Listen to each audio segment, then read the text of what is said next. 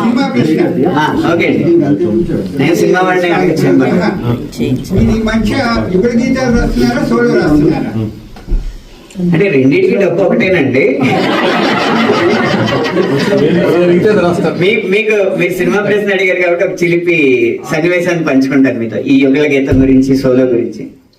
ఒకసారి పూలరంగడు అన్న సినిమాకి, పాత పూలరంగడు కదా, సునీల్ గారు చేసిన సినిమాకి హీరో ఇంట్రడక్షన్ సాంగ్ రాస్తున్నాను. సునీల్ గారు, నిర్మాత అచ్చిరెడ్డి గారు, డైరెక్టర్ వీరభద్ర చౌదరి గారు, సంగీత దర్శకుడు అనూప్ గారు అంతా కూర్చుని ఆ పాట లిరిక్ గురించి మాట్లాడుతున్నాం. ఒక్కొక్కరు ఒక్కో లైన్ గురించి చెప్తున్నారు, ఇన్ని చెప్తున్నారు.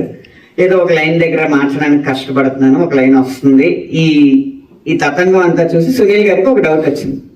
ఏమంటే ఇప్పుడు డ్యూయెట్ లో అయితే ఒకరు చెప్పిన దానికి బదులుగా ఇంకొకరు చెప్పడం, వారు చెప్పిన దానికి బదులుగా ఇంకొకరు చెప్పడం, ఒక సంభాషణ ఉంటది కాబట్టి రాయడం కొంచెం సులువు అవుద్ది. సోలో అయితే ఒకడు మొదలు పెట్టాడంటే మొత్తం ఆడే చెప్పాలి చివరి వరకు, కాబట్టి కష్టం అవుద్ది. సో నాకు అర్థమైంది ఏంటంటే, పాటలో ఇద్దరు ఉండడం కంటే పాటలో ఒకడు ఉన్నప్పుడు రాయడం సులువు అని ఆయన చెప్పారు. దానికి నేనేమన్నానంటే, పాటలో ఇద్దరున్నా పాట మీద ఒక్కళ్ళున్నా పర్లేదు కానీ, పాటలో ఇద్దరున్నా పాటలో ఒక్కళ్ళున్నా పర్లేదు కానీ, ఇలా పాట మీద నలుగురు కూర్చుంటే కష్టం. మనకు బాధ వచ్చేసినట్టు మీకు.